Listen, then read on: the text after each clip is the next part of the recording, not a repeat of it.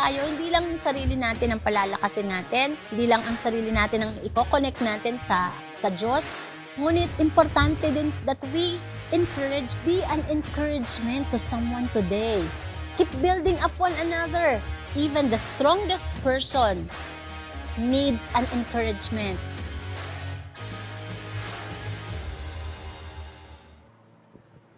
Amen. Magandang umaga po. Malakas na palakpak sa ating Panginoon. Hallelujah! Ang ating Diyos na nagligtas po sa ating mga kaluluwa. Amen, no? So, natapos po ang ating Holy Week and ngayon, we have finished our men's encounter na merong batch name na Mordecai. Amen. Alam niyo po, nakakatawa talaga pagka nag-encounter tayo. Naririnig niyo ba ako dyan sa likod? Okay, kahit na bukas ang natin, bukas ang propeller natin sa taas. Para tayong na barko, no? Anyway, sa akin po kayo tumingin. Yan, sabihin sa katawa mo, mag-settle down ka na. Okay ka na ba dyan? So, yung ating mga ibang leaders, pwede po dito, may mga upuan pa. So, again, no, focus natin yung mind natin, kahit medyo mainit, saka maingay. Pero, focus. Sabihin mo sa katabi mo, focus. Tingin ka lang kay Pastora Sara. Nag-ayos pa naman ako ngayong araw na to. Hindi. Siyempre, kay Lord tayo mag-focus sa salita niya. Okay, natapos po ang ating Holy Week. Tama? Alam nyo, isa sa mga tradisyon nating mga Pinoy ay ang Holy Week. Which is good kasi taon-taon inaalala po natin ang ginawa ng ating Panginoong Yesus doon sa krus ng Kalbaryo. Yun nga lang, may mga wrong practices tayo kasi nga yung iba, nakakatawa po yung ibang mga mga napapanood ko sa Reels. Yung mga nagbubuhat ba ng krus, yung nagpepenitensya, pero mga lumalaban, sinisipaan nila yung mga umahampas sa kanila. Hindi po ganun ating Panginoong Yesus at hindi na kailangan. Hindi na natin kailangan gawin kasi wala pong makakapantay at makakatapat sa ginawa ni Jesus sa krus. Amen. Kasi kung gagawin po hindi natin kayang tapatan yan at hindi natin kakayanin, si Jesus lang ang nakagawa nun at sapat na once and for all ang ginawa ni Jesus sa krus ng Kalbaryo. Tinanggap niya lahat ng mga kaparusahan, ng mga pains, no? Na dapat tayo, the pain of separation, no? Yung the beatings, yung mga mura, pag-aalimura, lahat na nang dapat tayo ang tumanggap noon, tinanggap ni Jesus kasi mahal ka niya. Amen. That's why we are forever grateful. Sabi niyo, forever grateful. Alam niyo kaya yung paglilingkod natin sa Diyos, kulang pa yan. Kasi tiniligtas niya ang ating kaluluwa. Dapat tayo ang ipako sa krus. Dapat tayo ang ihulog sa impyerno dahil sa ating kasalanan. Pero dahil sa pagmamahal ng Diyos, yung kaisa-isang bugtong na anak ay ibinigay para siya ay sumalo, siya ang kumuha, no? Siya ang tumanggap ng kaparusahan at tayong lahat, ang gagawin lang natin, manampalataya. Sabihin mo, manampalataya. Manampalataya kay Jesus na siya ay tagapagligtas, siya ang Panginoon, siya ay namatay at muling nabuhay pagkatapos ng 3 araw at ngayon ay nakaupo sa kanang kamay ng Ama at nananalangin para sa iyo at sa akin upang kayanin natin ang ating pagstay dito sa lupa. Na tayo po ay hindi taga rito sa lupa. Tayo po ay taga-langit. Kaya dapat ang buhay natin, wag kang masyadong makampante dito sa lupa. No, ang average year po na ibubuhayin ang buhay ng tao dito ay mga 75, 80. Mapalad ka na umabot ka ng 80. No, nakakalungkot nga yung iba 50 na lang, 54, kasi 55 mga ganon. Kasi sa pagkain, sa lifestyle, no? Ngayon, kung gusto natin humaba ang buhay, sino gusto mahaba ang buhay? O, bigyan mo ng dahilan na ikaw ay buhayin pa. Mahabang ang buhay natin, pero hindi naman tayo gumagawa ng kalooban ng Diyos. Walang naliligtas. Anong silbi ng ating buhay dito sa lupa? Amen? No? Kaya magpasalamat tayo sa Panginoong Yesus dahil siya ay namatay sa krus. At ngayon, no? Tayo ay may pag-asa. Tayo ay na-restore. Amen. Ngayon po yung ating encounter, ang pangalan ng batch natin ay Mordecai. Mordecai. Nakalagay dyan, Mordecai took care. Makikita yan sa Esther chapter 2 verse 7. Si Mordecai po, siguro yung iba, hindi nyo kilala si Mordecai. Ang kilala nyo si David, si Daniel, si Joseph, si Abraham, si Moses, si Noah. Di ba yung mga favorite, si Samson, yung mga favorite character natin eh. Pero si Mordecai, bihirang pag-usapan.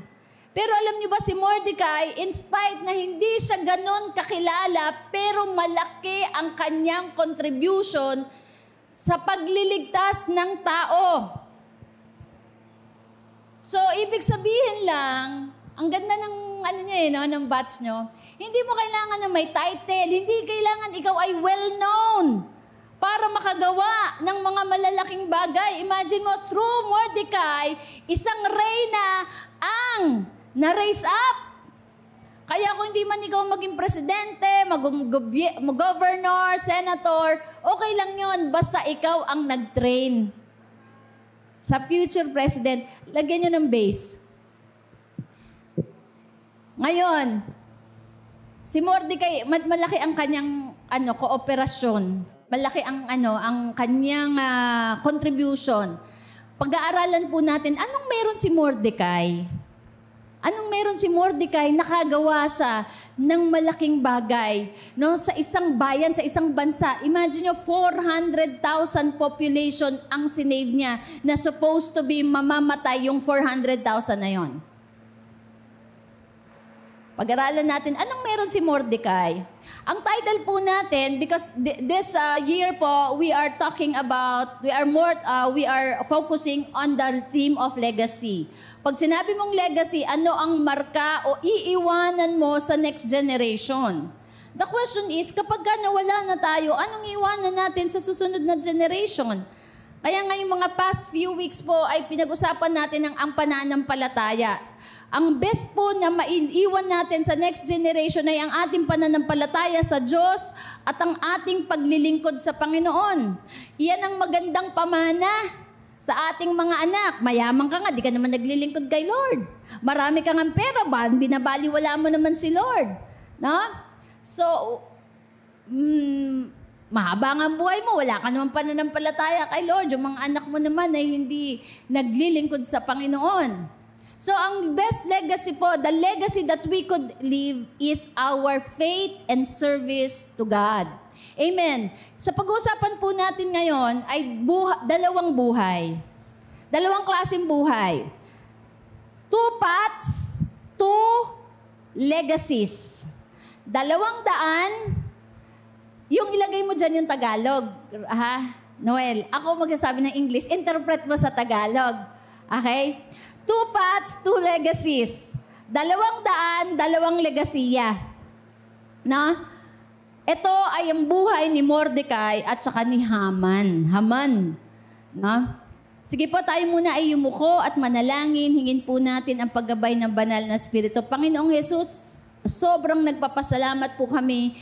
Forever grateful kami, Panginoon. Inaalala namin ang iyong kamatayan sa krus ng Kalbaryo na siyang nagbigay po sa amin ng kapatawaran at kaligtasan. Salamat, Ama, sa iyong pag-ibig na hindi po nagbabago noon, ngayon at magpakailanman. At salamat sa banal na Espiritu. Mangusap ka sa amin, Panginoon. Continue to shape our hearts, Lord. Change our heart. Change our mindset, Lord God. Magkaroon po kami ng desire na tahakin namin, Panginoon, ang paraan at daan, Panginoon, patungo sa buhay na walang hanggan. Iyan ay sa pamamagitan ng aming Panginoong Yesus. Natularan po namin ang kanyang karakter, Panginoon. Matuto po kami at gayahin namin, Panginoon, ang kanyang pagpapakumbaba at pagpapasakop sa Ama. Salamat po, Panginoon. Kami po iyong mga anak. Pagpalain mo po kami, Lord, at kami po ay magkaroon ng pusong nagpapatuwid, pusong nagpapabago. Ito po ang aming dalangin sa pangalan ni Jesus. Amen, amen. So ngayon po, pag-aralan natin, ikaw ba ay si Mordecai o ikaw ay si Haman? So ngayon, ito po, si Mordecai po, ang meaning po ng pangalan niya ay hindi po tiyak. Hindi ko maibigay sa inyo. Ang meaning ng Mordecai, wala po yan sa kapag binanap. No? Kasi, pero possible daw, ang meaning niyan, little boy, bitter, warrior, hindi natin alam kung alin doon, or follower of Marduk. Si Marduk po ay isang Babylonian, one of the Babylonian gods. Kasi po si Mordecai, siya po, yung story po ng buhay niya, ay nandun, ang setting po ay nasa Babylonia, wala sa Israel. So ibig sabihin, they are captives. Sila po ay, ano sa Tagalog ng captives? Sila po ay sinakop. Kasi dinala sila sa Babylonia eh. Dinala sila sa Babylonia, ha? Exile sila.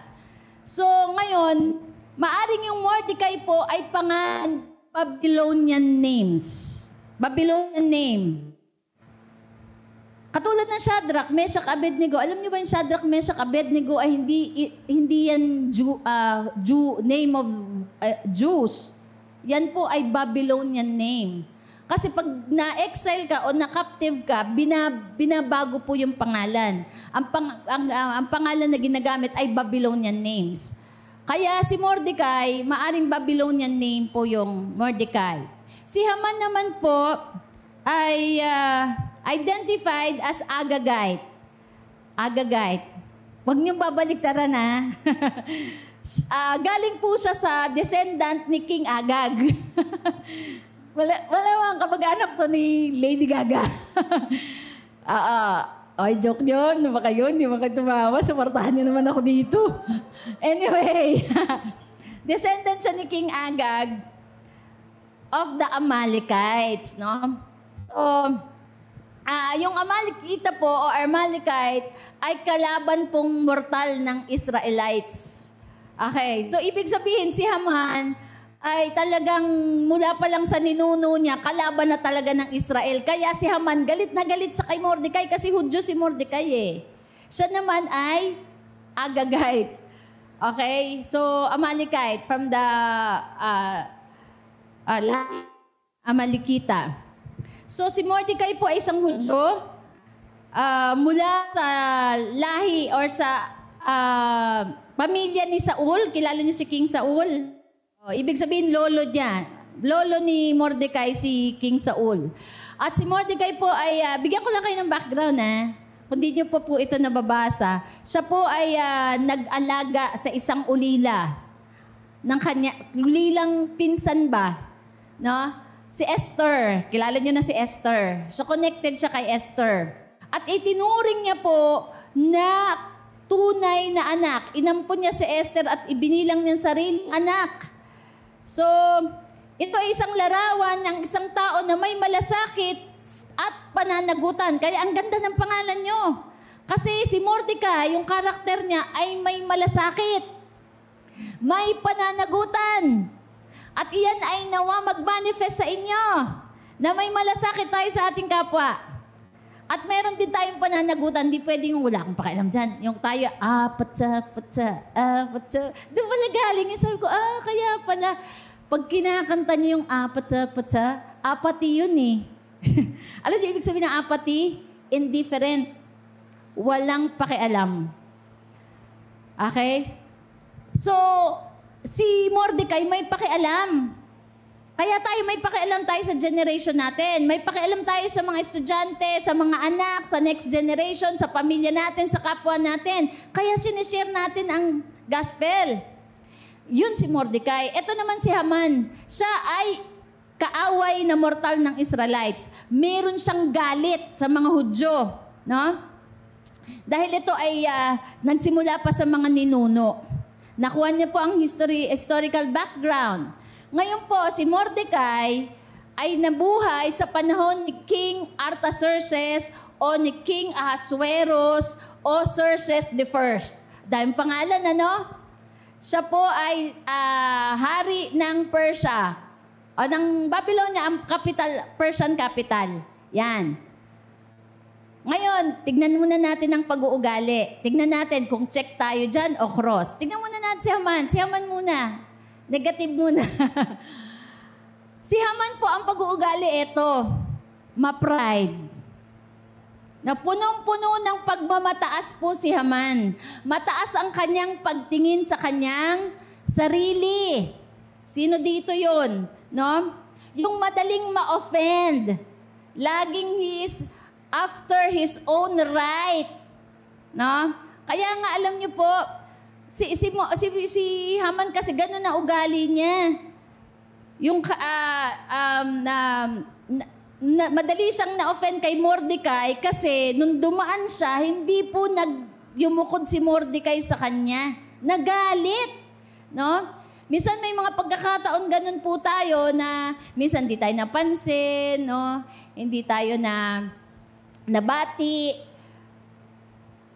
Madali tayong ma-offend.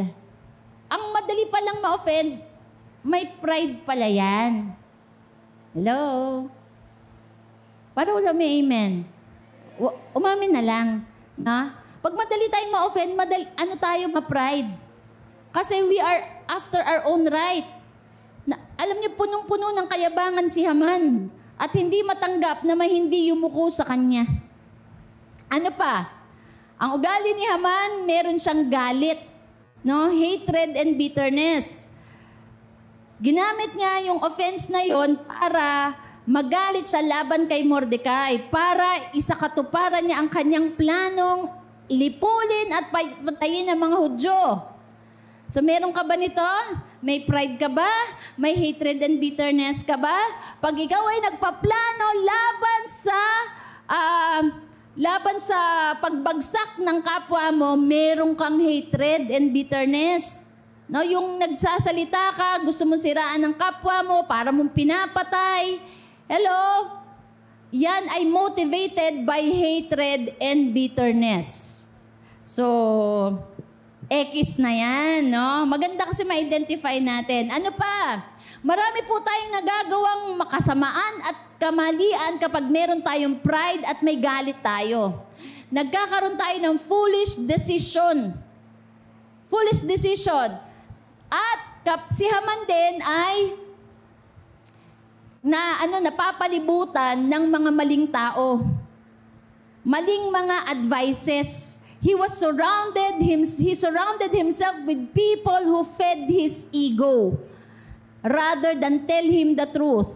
Mababasa po natin, dapat sinasama nyo yung verse. No? Wala bang nakalagay dyan? Meron, di ba? Sa Esther chapter 5 verse 10. Yung pinag-uusapan po natin, hindi ko na binasa sa inyo, pero basahin yung buong Esther. Maikli lang naman yan, ilang chapter lang. Si Haman po ay may mga kaibigan siya na lagi lang yes men, yes men. Yes men lang ba? Yung walang tapang na magsabi ng kanyang pagkakamali at magsabi ng totoo. Kaya akala ni Haman, tama siya. Kaya sabi nga, pati yung asawa niya, sabi niya, oh, yan, sige, patayin mo yan si Mordecai. No? Pinaliwala ka niyan. Gawa ka ng ng bibitinan niya. So, inano siya yung, inayudahan siya ng inayudahan. Sinulsul, mga sulsultan ba? Sulsultan. So, hindi siya kinorek, kundi siya ay, inanuhan lang, yung siniliban yung kanyang ego, yung kanyang pride. So, yun po si Haman. Ma-pride, puno ng galit or bitterness, at may mga maling kaibigan, maling advices. Ngayon, si Mordecai naman. Sino ba si Mordecai? Siyempre, ito gusto nating tularan, tama? Compassionate guardian. Siya ay hindi lang sa tumulong kay Esther. Minahal niya ito na parang tunay na anak. Maganda magkaroon tayo ng spirit ni Mordecai. No, na itinuturing natin ang mga generation na to. Hindi mo man yan tunay na anak, pero ituring mong tunay na anak. Palakihin mo ng tama. Kupkupin mo. Kaya yung mga disciple natin, tinuturing nating tunay na anak. Kaya pagka tinuring mo na anak, motivated by love ka. Tama? No? Kahit yan magalit sa'yo, iko-correct mo kasi mahal mo. Tama? Pagtsatsagaan mo kasi mahal mo. Yan ang tawag dyan, compassionate guardian. Kaya kung may leader ka na nagtsatsaga sa'yo, mapalad ka. may Mordecai ka. At maganda rin maging Mordecai tayo. Amen? No? And ano pa? Loyal and vigilant. Si Mordecai po ay loyal. No? Bahid na unfaithfulness or disloyalty. Yung doble kara. Tama? Pagka nakaharap, okay. Pagka nakatalikod, iba na. Pero si Mordecai, loyal siya. Nakikita man o hindi ng hari, siya ay tapat na naglilingkod. Hello? Alam niyo ba na si Mordecai ay hindi nakapwesto sa loob ng palasyo? Alam niyo kung saan ang opisina niya? Sa gate. Bago pumasok ang mga tao dun sa palasyo, nandun siya sa tarangkahan ng palasyo. Nakaupo doon. At dahil siya ay faithful, narinig niya na may planong masama laban sa hari. At kahit hindi siya nakikita ng hari, no ginawa niya ang buong katapatan, yung kanyang trabaho, in-expose niya na may papatay sa hari. At dahil doon sa pag-expose niya, na-spare yung hari. Na-expose. So, naproteksyonan ng hari. Na-spare ang hari. Hindi napatay. So, siya ay loyal and vigilant. Mapagmatsyag. Hello? Kaya alam niyo po, pag may assignment tayo, gawin lang natin ang tapat yung assignment natin. Huwag mo nang pakialaman, huwag mo na ikumpara yung sarili mo sa iba. Basta ikaw maging faithful at loyal ka dun sa binigay sa yung assignment. Lahat tayo may assignment dito, tama? No? Huwag mo nang pakialaman yung iba, huwag mo na rin ikumpara sarili mo. Ganun po si Mordecai. No, pero alam niyo ba, hindi siya na-recognize? Pagkatapos ng i-expose, hindi siya nabigyan ng medalya, hindi siya na-acknowledge, na siya ay nag-expose. Pero alam niyo ba, kahit after na siya ay nag-expose, tapat pa rin siya, nanatili pa rin siya sa opisina niya, nanatili pa rin siyang nakaupo doon sa gate. Hindi siya nagmaktol, hindi man lang ako in-acknowledge ng hari, pambihira naman, ginawa ko ang aking trabaho, wala man lang medal, wala man lang pabuya, wala man lang binigay na pera, wala man lang binigay na ginto. Walang ganun si Mordecai. Bakit? Ang totoong naglilingkod, kahit walang reward dyan. Tapat yan dahil ang pananampalataya niya sa Diyos. No? Dahil alam niya na ang Diyos ay nagre-reward. Hindi man dito sa lupa, doon sa langit, hindi makakalagpas sa Diyos ang lahat ng ginagawa nating paglilingkod. Tandaan po natin yan. Kaya kung hindi ka man nanonotice ngayon, ginagawa mo yung mabuti, pinagpipray mo si Pastora Sara, pinagpipray mo ang mga leaders, nagdi-disciple ka, hindi ka na nanonotice ng ibang tao, pinagluluto mo yung mga disciple, pinagluluto mo mga leader, nandun ka lang sa kitchen, di ka naman nag-i-speak. Pero ginagawa mong mabuti ang trabaho mo nang walang pagko-complain, walang pagmumurmur, buong pagmamahal. Nakikita ng Diyos yan. Amen?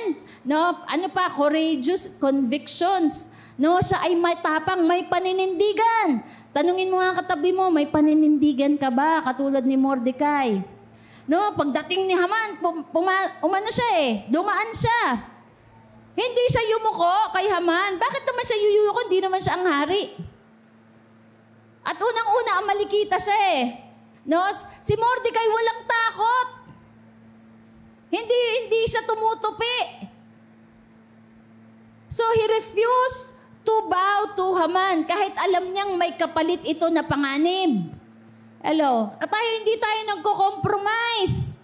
No? Hindi tayo bumibigay sa threat. Pag alam nating tama. Hello? And pang-apat, faith in God's providence. May pananampalataya.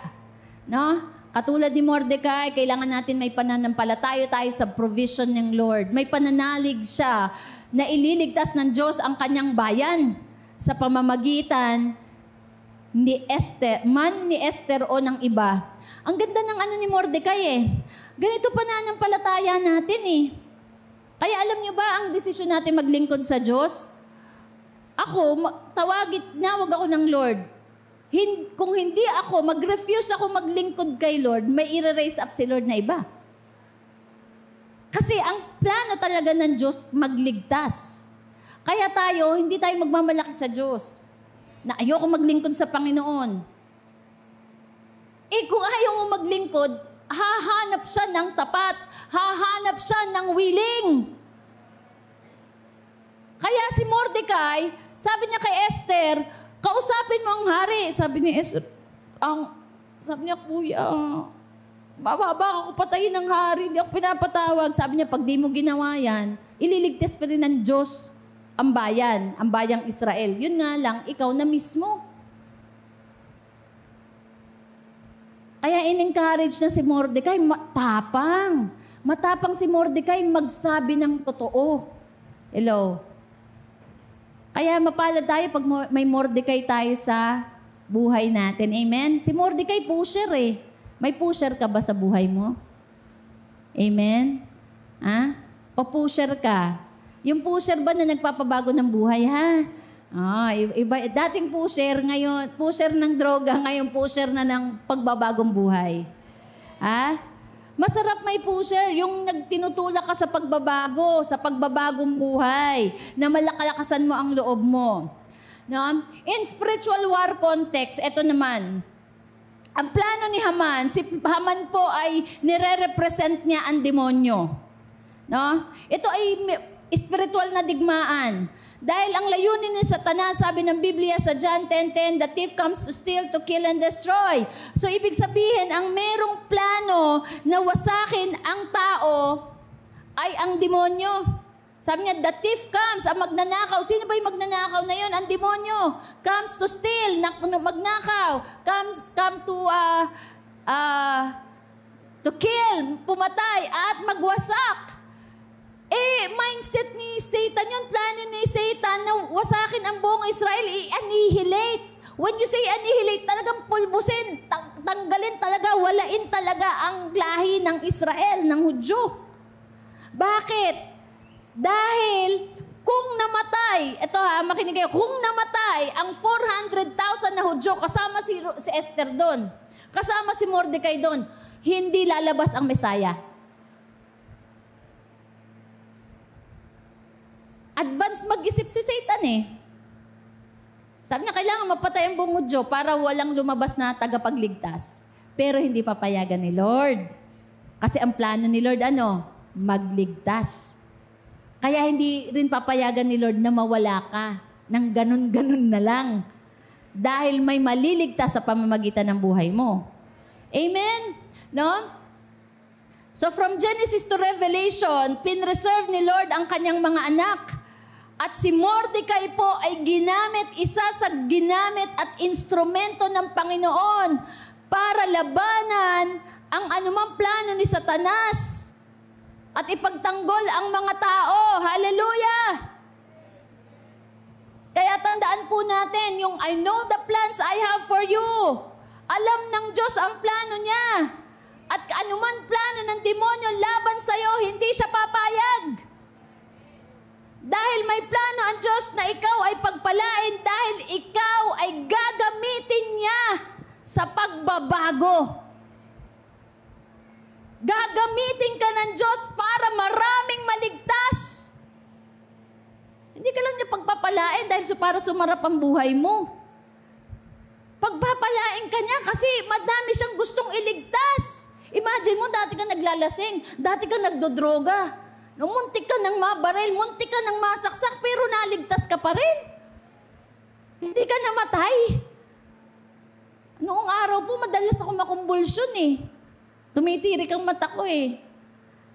Nabundol pa ako ng jeep. Pag tilapong ko, wala na akong malay. Ako po ay 3rd year high school noon. Madaming pagkakataon na binalak ng demonyo na patayin ako eh. Ang demonyo, maraming pagkakataon na binalak niyang patayin ka. Kasi bakit? Alam niya na merong kang gagawing malaki sa kaharian niya. Tinitira ka ng demonyo hindi dahil mahina ka. Tinitira ka ng demonyo kasi malakas ka at ikaw ay banta sa kaharian ng impyerno. Pero ikaw ay iniligtas ng Diyos. Amen? Ikaw ay Mordecai ng generation na ito.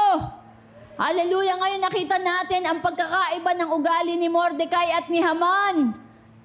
Kaya nga yung sabi ng Bible, yung pride, the Lord, our God opposes the proud and He gives grace to the humble.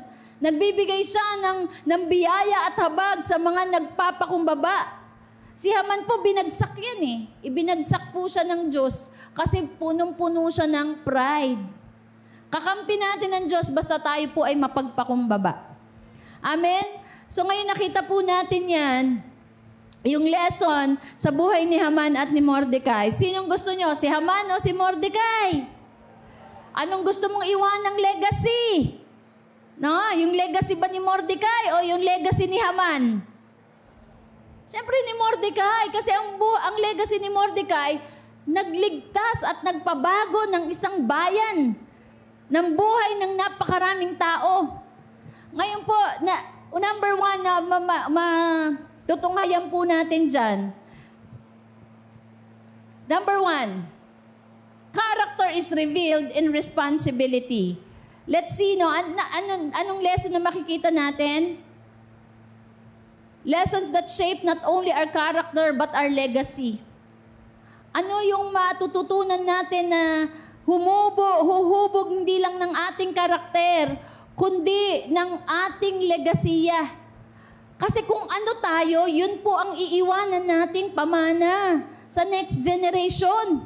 Kaya tayo idinadaan talaga sa proseso na kailangan nating magbago. Salamat kay Kristo na tayo po ay binabago from glory to glory. Thank you for the blood of Jesus, na kapag tayo ay nagkakamali, tayo po ay hinuhugasan ng dugo ni Jesus at sasabihin, o sige, ulit. Diba? Lagi tayo may pagkakataon, gusto ng Panginoon na tayo mag-iiwan ng tamang legasiya sa generation na to. Number one, ang karakter ay nahahayag sa pananagutan. Tagalog na Tagalog, Ano gusto niyo? English, Tagalog? No? Ano sa English niyan? Character is revealed in responsibility. Si Mordecai po, tahimik lang. No? Tahimik. Wala siyang titulo. Wala siyang posisyon. Wala sa gobyerno. Siya ay tahimik lang na nagpalaki ng isang ulilang bata. At tinuring niyang anak. Marami po sa generation natin na ulila. Pwedeng merong magulang pero mukhang ulila. Hello? Tignan mo katabi mo, mukha bang ulila yan? Nakulang sa pagmamahal. Maraming naabandona ng magulang. Hindi ko naman hindi ko sinisira ang mga magulang. Dapat talaga naboborn again po buong pamilya. Pero minsan may pinapapasok dito sa church, mga may spirit of orphan. Ang kailangan kakalingain, kaya kailangan ng Mordecai. Hello? Marami, alam niyo po, mga kabataan, kulang sa pagmamahal ng tatay, kulang sa pagmamahal ng nanay, maaring busy sila, no? Meron silang mga sariling bisyo na napapabayaan ang mga anak. Kaya kailangan maging Mordecai po tayo. Amen. And also, hindi niya po, siya po, ang karakter niya, no, yung isang yung binigay sa kanya responsibilidad ay magbantay ng gate. Ano ba sa Tagalog? Tarangkahan. O mas madali yung gate, di ba? Hindi siya nag-ask ng recognition, na-reveal ang karakter. Kaya alam nyo, sa responsibilidad ka makikilala anong responsibilidad mo. At yung responsibility na yan ay kinuha mo ba ng may katapatan? Hello? Siya rin ang nag-expose ng plano na gagawin na pagpatay sa hari. At siya ay na-prove, sabi nyo na-prove, na loyal at may integrity.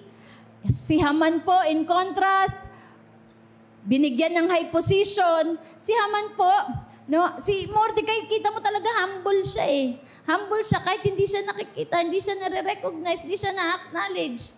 Pero si Haman binigyan ng posisyon, nandun siya sa loob ng palasyo.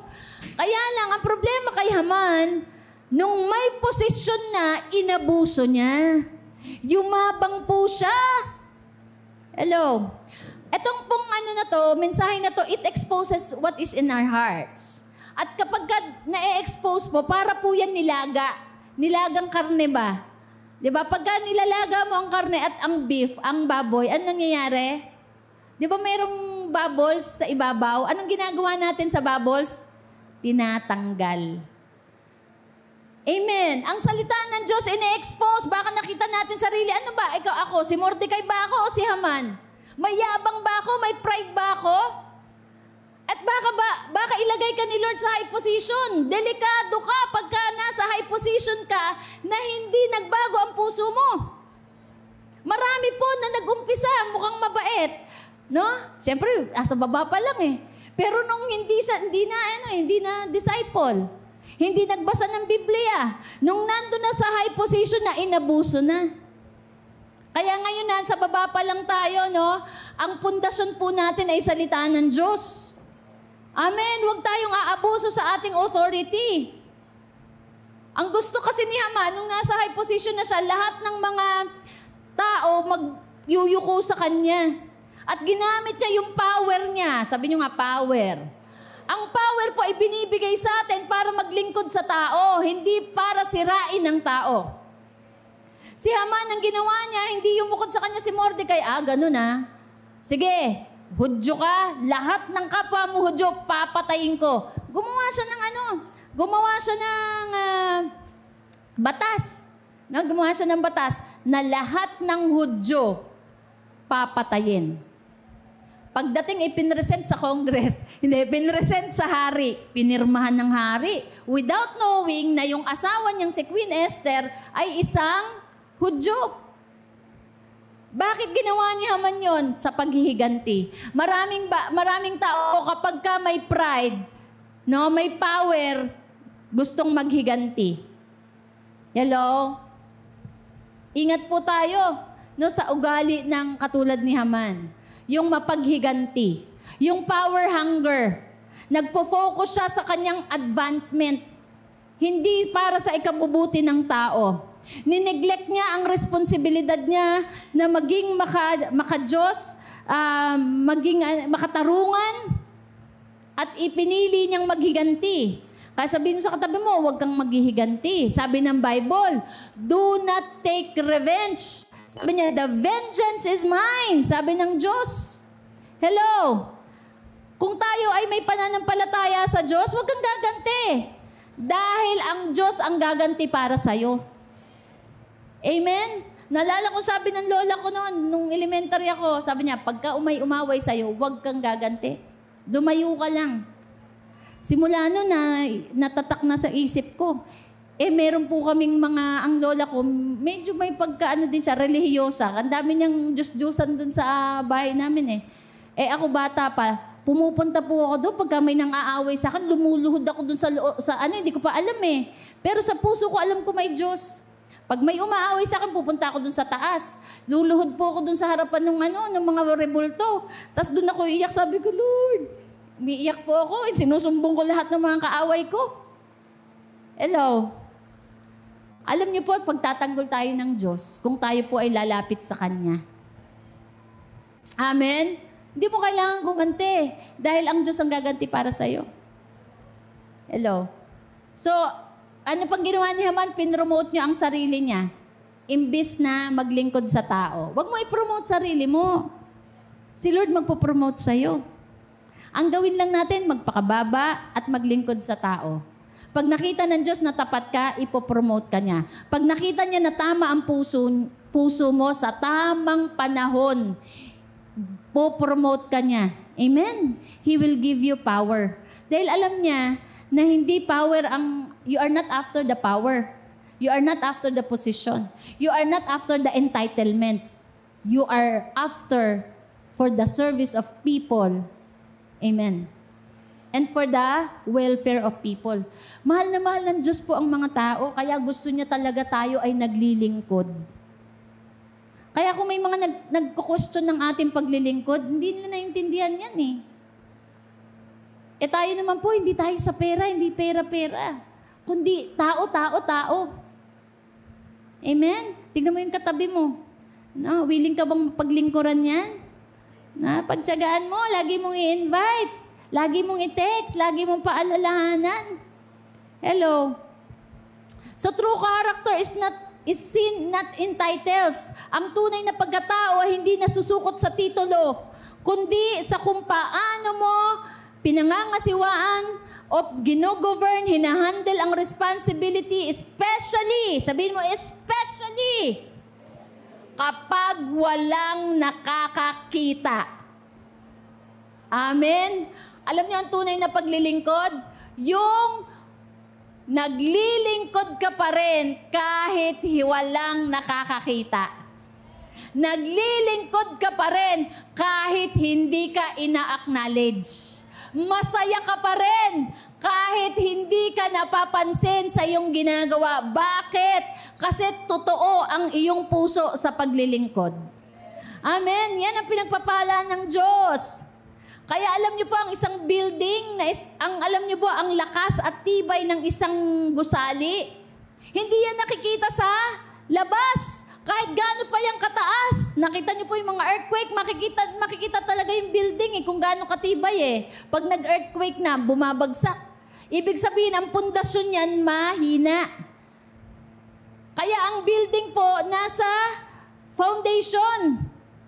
Kapag ka mahina ang foundation, konting shake lang yan, bumabagsak na. Pero kapag po yan founded ng salita ng Diyos, founded ng pagmamahal ng Diyos, kahit anong uga mo yan, hindi yan babagsak.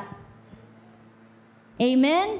So, ang tanong ko po, anong responsibilidad ang ibinigay sa iyo ng Diyos? Lahat po tayo na ipinanganak dito sa lupa, walang ipinanganak, walang kinreate si Lord na tao na walang responsibility, na walang assignment. Lahat tayo meron. Ngayon, ang tanong, tayo po ba ay tapat? Ano mga responsibilities natin? Pwedeng sa pamilya, ministry, sa work, sa finances. Hello? Ito ba ay pinangangasiwanaanan natin? O minamanage natin ng may buong katapatan o merong pagmamataas?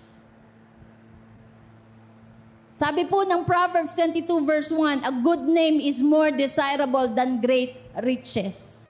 Pangalagaan po natin ang pangalan at ang pagtitiwala sa atin ng Diyos na hindi po tayo bibigay sa tukso ng mundong ito. Yan man ay pera, posisyon, hindi natin ipagpapalit.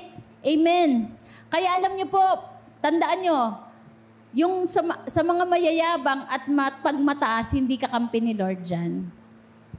Ang kakampi ni Lord, yung nagpapakumbaba. Amen. Pangalawa po, conviction are tested in crisis. Ang paninindigan ay nasusubok sa panahon ng krisis. Yung kapag yan ay sinubok na, yung paninindigan mo na kahit nag-iisa ka na lang, tatayuan mo. Yung ikaw lang ba Kristiyano sa pamilya mo? Tapos lahat ng mga unbeliever na yan, tapos sabi, ba't ka naglilingkod ka dyan? May pera ba dyan? Kikita ka ba dyan? Yayaman ka pa dyan? Yan ang madalas na sinasabi, di ba? Ano nyo na ba yan? Narinig nyo na ba yan sa pamilya?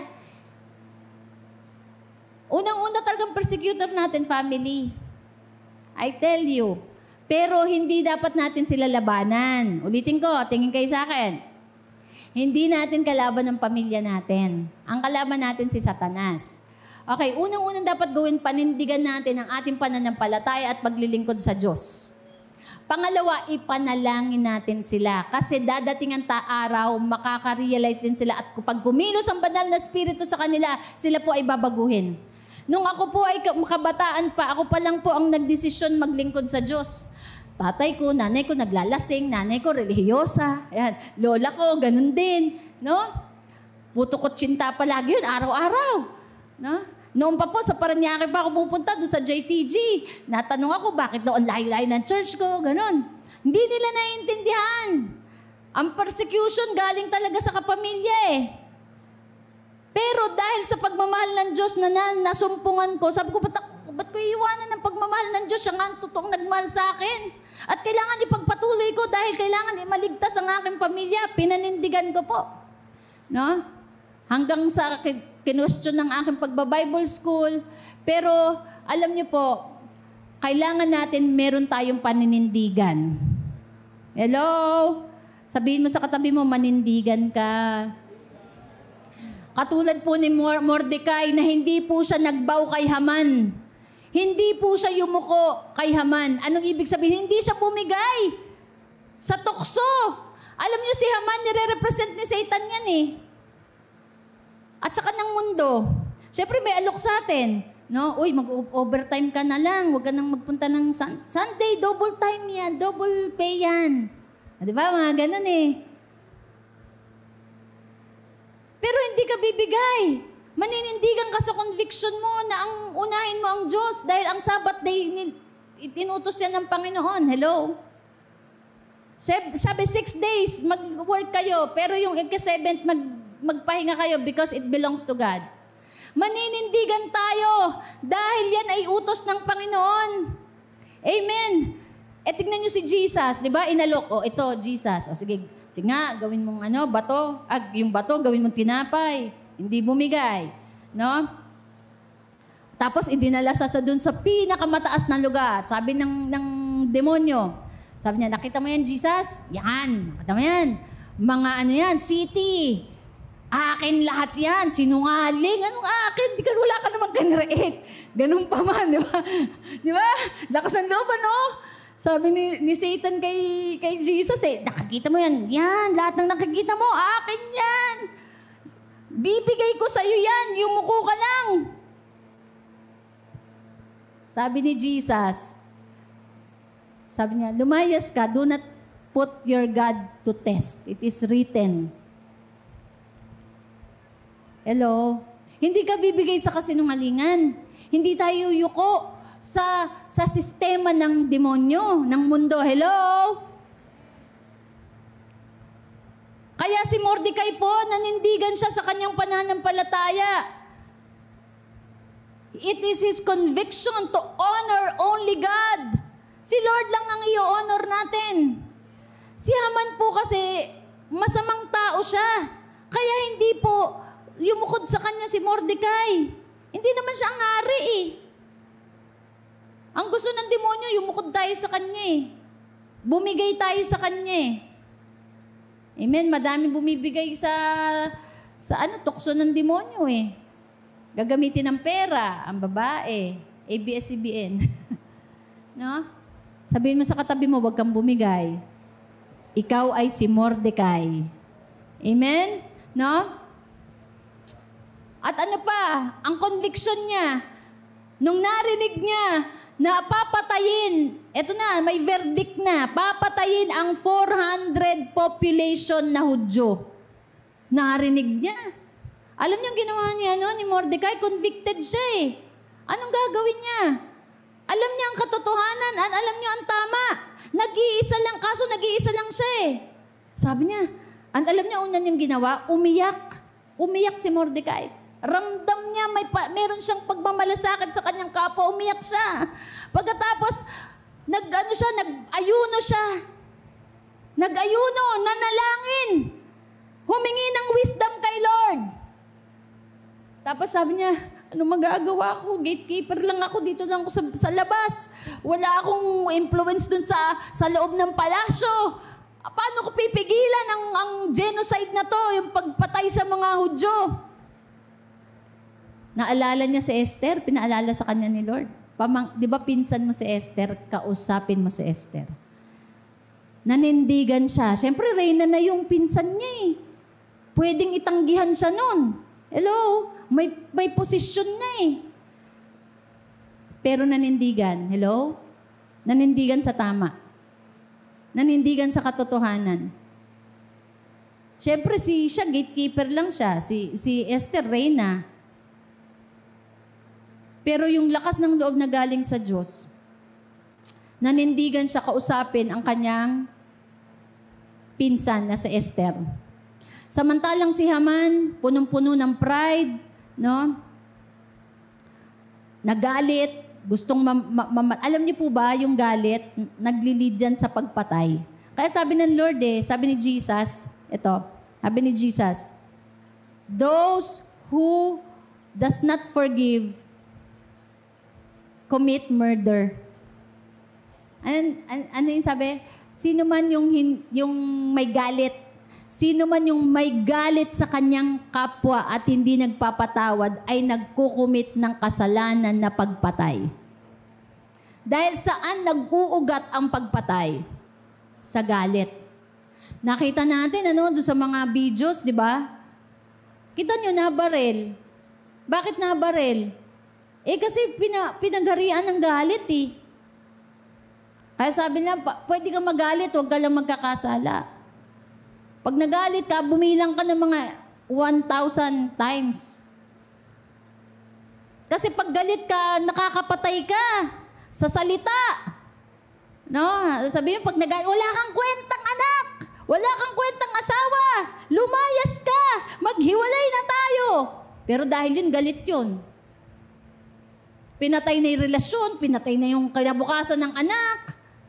Alam mo kaya yung galit nakapapatay yan. Hello? Kaya huwag nating hayaan na tayo ay pagharian ng galit. Amen. So, ang anong lesson nito?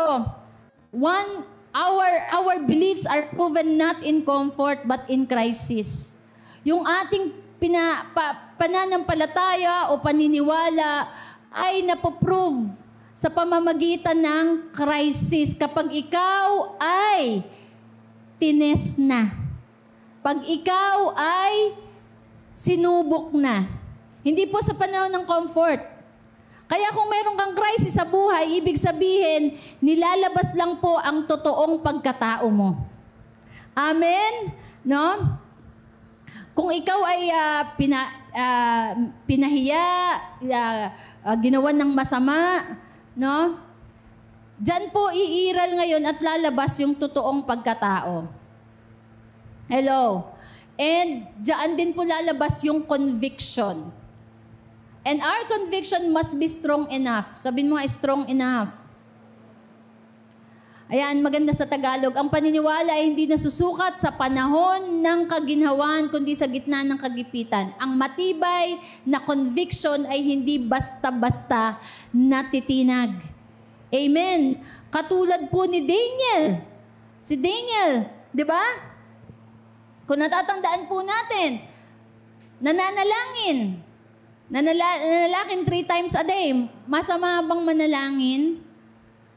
Amen. Mali o tama? May kausap ba ako? Tama, mali? Tamang manalangin, tama?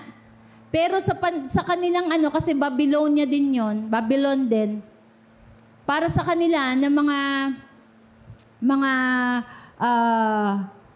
non-Jews, masama ang manalangin at kinainggitan nila si Daniel. Gumawa na naman ng sulat, bawal manalangin sa ibang Diyos, bawal manalangin or lumapit maliban sa hari. Ang mahuling nananalangin sa ibang Diyos, ihuhulog sa lion's den. Sabi ni Daniel, 3 times a day, nagpe-pray pa naman siya para sa Israel. Sa ikakaligtas ng Israel, 3 times a day. Pumupunta siya sa bahay niya, sa kwarto niya, lumuluhod siya sa harap ng bintana. Di napirmahan ngayon. Pero ang conviction niya, manalangin Amen. Kung ang conviction mo, maglingkod ka sa Diyos, maglingkod ka. Tama? Si Daniel, hindi napapigil. Talagang nagpray pa din siya. Bakit? Focus siya kay Lord. Naniniwala siya, gawin niya ang tama, ang Diyos ang magliligtas sa kanya. Ngayon, yung mga nainggit sa kanya, sabi, si Daniel, umuwi na naman, tignan natin. Mukhang nag-pray. Ito na ang pagkakataon, sirain siya. Wakasan ng kanyang buhay. Ito na, nahuli. Ito, si Daniel, nag-pray. Naku, nalungkot yung hari. Sabi, Daniel, Ba't ikaw pa? Eh dahil pinirmahan niya, hinulog sa leon. Anong nangyari dun sa leon? No? Sinarado ang bibig ng leon. Hindi kinain si Daniel. Kasama ni Daniel si Lord doon sa kulungan ng leon. Kapag tayo ay sumunod sa ating conviction, sasamahan ka ng Panginoon. Kung maninindigan ka sa tama, sasamahan ka ni Lord. Kailangan po ng mga katulad ng nila Daniel sa panahon natin kasi ang dami ng masasamang elemento, impluwensya. Pagka hindi ka nakisama, patay. Pero ang conviction natin, alam natin, gawin ang tama, kasama natin si Lord. Shadrach, Meshach, Abednego. Ayan na, ang bida. Shadrach, Meshach, Abednego. Sabi ni Haring sino may Haring Nebukadnezar, nagpagawa ng rebulto. Sabi niya, lahat ng mga mamamayan dito, yumukod sa rebulto na ginawa ko. Ang hindi yumukod, itatapon sa apoy, sa fiery furnace. Eh di, trompeta. Pinatunog ang trompeta. Eh di sabay-sabay pag tunog ng trompeta, yuyuko. Pag tunog ng trompeta, lahat nagyukuan. May 3 natira. Si Shadrach, si Meshach at Abednego. Dahil alam nila na kahit nasa foreign land sila, panindigan nila ang kanilang pananampalataya na dapat hindi ka sasamba sa ibang Diyos. Eh, di kitang-kita silang 3. Sabi, Hari, merong hindi yumuko. Yung 3. Yung 3 kabataang Hudyo. Galit na katawag. Pagkatapos, alam niyo ba, ganitong nangyari sa inyo? Sabi ni Shadrach, Meshach, Abednego, mahal na Hari, may buong paggalang pa rin. Hindi po kami yuyukod sa ibang Diyos-Diyosan. At kung kami man po ay itapon niya sa apoy, sasamahan kami ng Diyos. At kung hindi man, sabihin mo, kung hindi man kami samahan, hindi pa rin po kami yuyuko. Ganon Yung 3 kinuha, hinagis dun, binadoble 7 beses. Yung init, yung apoy. Kaya yung nagtapon dun sa 3, pati sila na damay patay yung 3 Paghagis, yung mga sundalong naghagis sa kanya, namatay sa sobrang init. Tapos, nung nandun na sila sa fiery furnace, ditiningnan nila. Sabi na, mahal na Hari, di ba 3 lang yung hinagis natin? Ba't 4 yung nandun? Jesus is the 4th man. Sinamahan sila ng Diyos. Paikot-ikot dun, Nagda-dance on the fire. Dancing on the fire. Sabi ni King Nebuchadnezzar, pinakuha. Nung pinakuha, hindi man lang nag-amoy usok. Wala man lang sunog. Sabi na, alam niyo po, pag tayo ay nanindigan sa ating conviction, makukumbinsin natin ang iba na ang Diyos natin ay totoo. Sabi nung hari, sino man ang magsalita laban sa Diyos ng mga Hudyong ito ay papatayin. Hello? Mahalaga po tayo ay naninindigan sa ating conviction. Gawin natin ang tama. Let us stand firm in our faith. And God will be with us. Ipagtatanggol po tayo ng Diyos. Pero maganda ang motto ng 3 ni Shadrach, Meshach, Abednego Sasamahan po kami ng Diyos. Dumaan man ako sa apoy, di ako masusunog, kasama natin ng Diyos. At tapos sabi nila, kung hindi man, di pa rin po kami yuyuko. Amen? May pagpapala o walang pagpapala, maglilingkod po kami sa Diyos. ariin man po kami o itakwil, maglilingkod pa rin kami sa Diyos. Amen! Hallelujah! Doon lang po natin makukumbinse ang ating pamilya, ang ating kapwa, na ang ating Diyos ay buhay. Noon pong kabataan ko, pinipersecute ako. Sabi ko, tuloy pa rin, tuloy. Alam niyo po, yung lola ko, dumating ang panahon, nagbibigay na ng offering sa church eh. Sabi niya, magcha-church ka ba? Sabi ko, opo. O sige, magdala ka ng 5 kilong bigas. Nakikikain ka kina Pastora Berana, nakakahiya naman. Magdala ka ng 5 kilong bigas. Pinapadala ko 5 kilong bigas. Bigay mo yan kay Pastora, ha? Sa kay Pastor. Tapos, ito offering ko. Hindi na po kasi siya nakakalabas ng bahay. Sabi niya, pero ito bigay mo sa church. Kaya alam niyo, bago po siya namatay, 3 pastor ang nagpatanggap sa kanya. Na-save. Nasubi po sa langit. Hallelujah. Kaya may reunion kami dun eh. Kaya lang manindigan tayo, kasama natin ang ating mga mahal sa buhay. Pagkatapos nun, sumunod na yung nanay ko. Sabi ng nanay ko, sama ako dyan sa Grace. Mag-church din ako. Talaga ba? Hindi ko po in-invite. Pero nagkusa, sumama. Ayun, nag-encounter din po yun. Nandun na rin sa langit, kasama ni Lord. Ang tatay ko, ganun din po. Amen.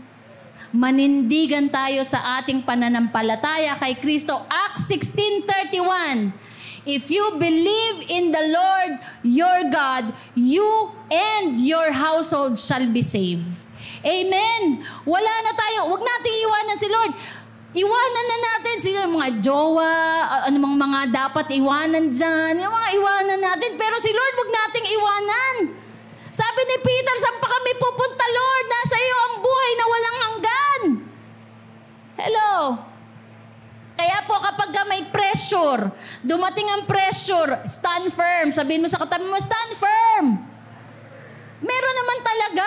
Hindi naman yan sinabi ni Lord na tumanggap ka sa akin, mawawala problema niyo. Hindi ganun sinabi ni Jesus. Sinabi niya, in this world you will have tribulation, but behold, I have overcome the world. Pinagtagumpayan ni Kristo ang mundo. Kaya ikaw magtatagumpay ka din. Greater is He that is in me than he that is in the world. Hallelujah. Kaya yung mga pagsubok na yan, lilipas yan. Heaven and earth will pass away. Lahat ng nandito sa mundo, lahat ng mga pinaghuhumalingan ng mundong ito, mawawala yan. Pati yung mga pagsubok, panandalian lang yan. Pero ang mahalaga po ay ang ating relasyon sa Diyos. Hello? Sabihin mo sa katabi mo, walang iwanan. Pwedeng malungkot, panandalian lang yan, pero hindi yan nag-delete sa'yo. Iwanan mo ang Diyos. Iwanan mo ang paglilingkod. Hello? Nasa Kanya ang buhay na walang hanggan. Saan pa tayo pupunta? Hello, stand on your conviction. Sabi sa Psalm 27 verse 1, the Lord is my light and my salvation. Whom shall I fear? Ang Diyos ang aking liwanag at aking kaligtasan. Sino ang aking katatakutan? Kaya nga yung mga apostol, hindi sila natakot eh. Nung nangangaral po sila, meron silang mga persecution noon. Ang persecutor nila, gobyerno, Roman government. Pero nangangaral pa rin. Anong sabi nila? No? Hindi kami matatakot sa tao. We are not here to please men, but to please God. Amen. Kaya yung paglilingkod natin dyan, hindi naman lahat ng tao matutuwa. Meron talagang isisend na tao nagagamitin ng demonyo para tayo ay sirain, para tayo pahintuin. Pero tandaan nyo, kasama natin ang Diyos. At lahat, tandaan, ito po lahat ng nagtitiwala sa Diyos, iniligtas niya. Si David, niligtas kay Goliath. Si Daniel sa lions den. Si Joseph, no, si Abraham, iisipin na lang po natin lahat na nagtiwala sa Diyos, hindi po na-disappoint. Amen. Number 3, counsel determines your course. Ang payong tinanggap ay tumutukoy sa landas. Tagalog na Tagalog, No? Yung payo ba, yung advice na tinatanggap natin, yan ang nagde-determine ng iyong destiny. Sino ang pinapakinggan mo? Kaninong payo nang gagaling ang iyong desisyon? Si Mordecai po, nagbigay ng wise counsel kay Esther. Ito po ay umugat sa pananampalataya sa Diyos at sa layunin ng buhay. Yan po ang nagnanavigate. Yan po ang nagdadirect ng buhay natin. Ano ulit yun? Pananampalataya at layunin. Faith and purpose. No more, no less. Hello? Hindi po tayo nananavigate ng pera. Hindi tayo motivated by money. Kasi yun ang natin, di ba?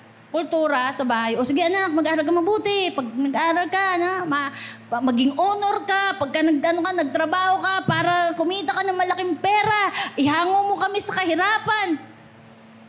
Hindi naman po masama ang pera.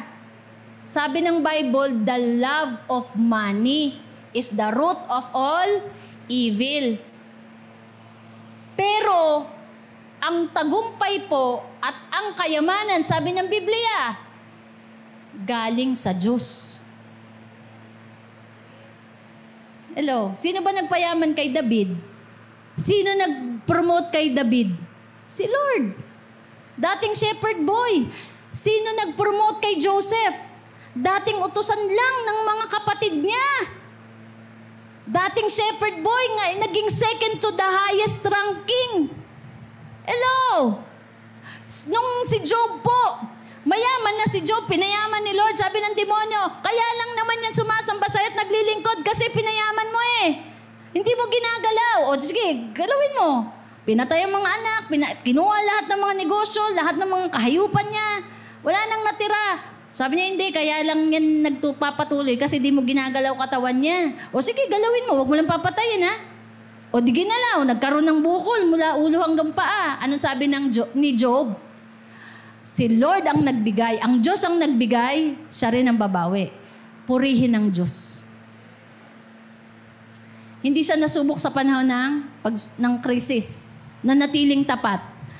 At pagkatapos,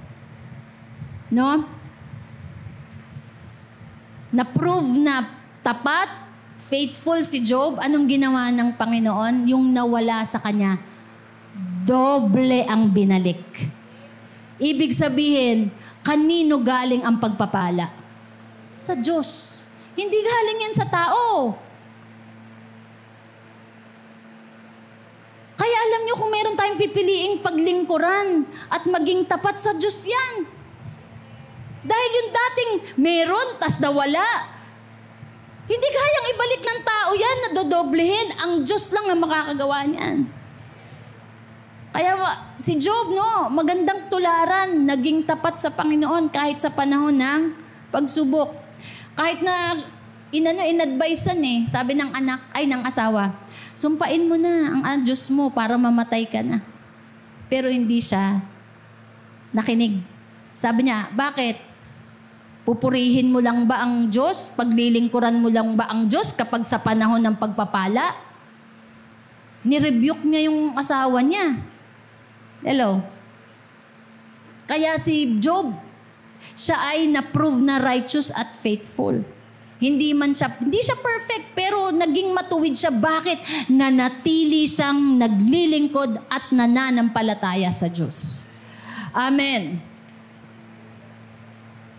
So si Esther, in-advisean ni Mordecai. Nakinig siya at dahil sa pakikinig sa tamang advice o sa tamang payo, buong Israel ay na-save, pati ang kanyang pamilya. Sabi pa nga, di ba, nagsagutan pa sila. Hindi naman yung sagutan na nag-conversate pa sila. Sabi niya, Kuya Mordecai, hindi ako pwedeng pumunta sa hari. Sabi niya, hindi ako pinapatawag. Pag hindi natuwa yung hari sa akin, papatayin ako nun. Sabi niya, it's not an accident that you are born for such a time as this. Hindi ka pinanganak ng baliwala lang. May purpose ka kung bakit ka pinanganak at bakit nandiyan ka ngayon sa trono. At kung hindi mo yan gawin, hindi ka tayo makakasiguro kung makakaligtas ka at ang iyong pamilya. Na-realize ni Esther, tama. Hello. Kung hindi mo yan gagawin, hindi ka sure kung maliligtas pamilya mo. Pero sabi ni Mordecai, but the salvation of God will come from other place. Kung hindi mo yan paninindigan, may ibang tatawagin si Lord para gamitin siya. Dahil plano niyang magligtas. Pero ikaw at saka yung pamilya mo, hindi sure kung maliligtas.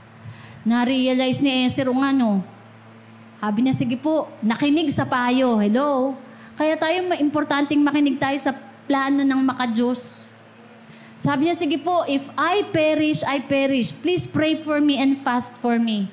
Lahat ng mga taga-susa, lahat ng mga Hudyo, mag-prayer and fasting, iyak sila.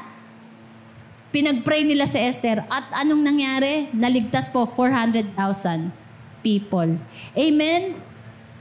So umiwas po tayo dun sa mga kaibigan na nagfi-feed ng ego natin. No, yung sinusulsulan po tayo, mga sulsultan, no, na yung yabang natin pinifeed, yung pride natin, hindi nagbibigay ng tamang advice. Sabi po ng wife ni Haman, sabi niya, sige, patayo ka ng gallows. Tapos dyan mo ihang si Mordecai. Minsan po, may mga maling tao tayo sa buhay natin na nagpapalayo sa atin sa ating pananampalataya. Kaya maganda po na may Mordecai tayo. Yung mga Mordecai po natin, pwedeng magulang natin yan, pwedeng kapatid natin yan, pwedeng kaklase natin, leader natin. Basta po, Mordecai yan kapag yan ay naglalapit sa'yo sa Diyos at inilalagay ka sa layunin ng Panginoon. Pero pag nagsabi, huwag ka na maglingkod dyan. Parang, ang daming ginagawa dyan. Bigay ng bigay dyan. Ano makukuha mo dyan? Ay, mga salitang ganun na binilagyan ka ng doubt. No? Nilalagyan ka ng doubt. Ba't ba maglilingkod? Maling advice po yan. Mga maling kaibigan yan. Amen? So, never receive foolish advice. Si Haman, kaya po siya bumagsak kasi nakinig sa mga maling advice. Ang mga taong nakikinig sa maling advice, sabi po ng Proverbs, ano nangyayari? Bumabagsak. Hello? No? Katulad po dapat tayo ng, katulad ng GPS. Uso ngayon, di ba, yung GPS. Ano yung mga GPS ngayon? Waze at saka Google Map. Misa sa Lalamove din di ba? Ilalagay mo saan ka galing. Itatype mo dyan, Jagiya, JP Rizal. Tapos ilalagay dyan, saan yung destination. Tama? Itatype mo yung tamang destination. Kunyari, punta kang Makati. Ayala, Makati. Pag mali po yung input, if the input is wrong, you will gonna be led to the wrong place. Kaya nga, ang mga maling advice, naglilid po yan sa maling destiny. Hello? Kaya ang tanong, sino ang pinakikinggan mo? The voices you allow in your life, ang boses na pinapayagan mo sa buhay mo, yan po ay maghuhubog at magdadirect ng iyong destiny. Hallelujah. Ako, very thankful talaga ako that the Lord allow me to be surrounded by right people. Lola ko, tamang tao yun kasi maganda po yung mga pinapayo niya. Na nagbabasa siya ng Ecclesiastes saka Proverbs. So, sinishare niya po sa akin yun kahit hindi pa siya mananampalataya. Pero alam niyo po, yung advices nasa atin kung gagawin natin o hindi. And I'm thankful sa life ng auntie ko. Siya ang nag-lead sa akin sa pananampalataya. No? Sino yung mga Mordecai sa buhay mo? Nagpapasalamat ako dahil Andyan si Pastor Rick Verana at si Pastora Mariquita Verana. Naging gabay ko din sila. Salamat ako sa buhay ni Pastor Lito Peren at saka ni Pastora Tess Peren na nagumabay sa amin sa vision. Nagpapasalamat ako sa buhay ni Pastor Flibert, ni Tatay Flibert at Nanay Dali. They are the right inputs in my life. Pero alam niyo po, padalan man tayo ng tamang tao, kapag hindi po natin pinakinggan, mamamali pa rin po tayo. Kaya ang choice po natin, sinong pakikinggan natin? Yung tamang tao o yung maling tao? Minsan mas gusto natin pakinggan yung nag-feed ng ego natin at yung nag-a-agree sa atin kahit mali. Pero alam niyo po yung mga tamang tao, yun yung mga Mordecai natin, yung mga Nathan natin na kahit masakit yung sinasabi sa atin pero dinadirect tayo sa tama. Ang tanong, sino yung mga Mordecai na dapat mong pasalamatan? Sino yung mga Mordecai na dapat mong pakinggan? Hello? At kung nakinig ka sa mga maling payo noon, pwede ka pa rin magbago. Amen. Alam niyo po, naniniwala po ako na si Lord po ang nagpapadala ng mga tamang tao sa buhay natin. Minsan lang po, itinataboy natin kasi hindi tayo nakikinig sa kanila at nagagalit tayo sa kanila. Pero alam niyo po, ganun na lang po tayo kamahal ng Diyos na pinadadala niya tayo ng mga tamang tao para magpayo. Huwag po natin silang itaboy. Maging katulad din tayo ni David. Si David, nung nirebuke ni Nathan, nakinig. Hello, kaya siya na-restore. Amen? We need to have a humble heart. Right inputs will bring us to the right place. Right advices, not pinakinggan at ginawa, ay makakarating po tayo dun sa sinasabi ni Lord, I know the plans I have for you. Plans to prosper you and not to harm you. Plans to give you hope and a good future.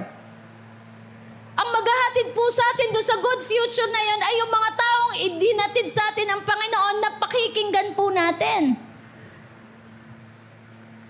Ako po, hindi ako perfecto, pero sobrang thankful talaga ako sa mga taong hinatid sa akin ni Lord. Kaya tayo, we need to be wise kung sino po ang pakikinggan natin at i-allow natin na magsalita sa buhay natin. At alam din natin kapag mali, tama? Di ba? Pag maling tao yan, iwasan mo na yan. Huwag ka na makipag-ulayaw dyan. Kaulayaw. Mali na nga eh. Kahit hanggang ngayon po, pinapractice ko yan. Pagka minsan may mga tao, whether pastor yan, Kristiyano yan, o hindi yan mananampalataya. Pagka negative na yung naririnig ko, ay, exit ako dyan. Hindi ako kasama dyan. Ayokong makarinig ng negative. Ayokong pag-usapan ang mga buhay ng ibang tao. Ayokong pag-usapan ang kapangitan ng mga leader. Ano man yung mga negatibo na pinag-uusapan nyo, ayoko niyan. Bahala kayo dyan. Hello, hindi right input yan. Hindi yan magdadala sa destiny ko. Yung tamang payo ang pakikinggan. Hello? At mabuti po na basahin natin ang Biblia. Yan po ay right input. Kaya tayo ay sinasabihin mag-devotion. Right input po ang Word of God. It will make us wise. Kung gusto mong tumalino, kahit di ka magaling sa math, kahit di ka magaling mag-Ingles, basta basahin mo ang Biblia, tatalino ka. Ang totoong matalino, yung ginagawa yung tama. Amen. The question is, who are your counselors? Sino ang mga counselor ng buhay mo? Sino ang mga advisors ng buhay mo? Sina-challenge ka ba na magbago o pinapamper ka lang kahit mali? Ang mga tao ba na nakapaligid sa'yo ay inilalapit ka sa Diyos o inilalayo ka? Ano pong sabi sa Proverbs 13:20? He who walks with the wise becomes wise. Hallelujah! Kaya sabi ko kay, na naman si Jasmine. Sabi ko, Minak! No, si Jasmine, asan yung anak ko? Mahal na mahal ko yan eh. No? Sabi ko, Nak, college ka na. Bagong buhay na tayo. Sabi ko, Nak, college ka na. Ganito ha, gusto mo ba tumalino? Kasi si Diyos talaga, matalino niya. Di ba? Si Jasmine matalino din po yan kasi tamang kaibigan ang pinili. Hallelujah. Magta-third year college na po siya this year. Amen? Anong sikreto niya? Nakinig sabi ko na, pagdating mo ng STI, sa STI po siya nag-aaral. Sabi ko na, ito una mong gawin na, maghanap ka ng mga kaibigan na palaaral at matalino. Kasi mahahawa ka din sa pag-aaral nila. At tatalino ka din. Nakakahiya naman, mga kaibigan mo matatalino. Di syempre mag-aaral ka din. Hello? Nakinig. Kaya kung gusto nyo tumalino, kahit hindi ka katalinuhan, sumama ka sa matatalino. Ano sabi ng Bible? Nakikisama sa matatalino ay nagiging matalino. Hello?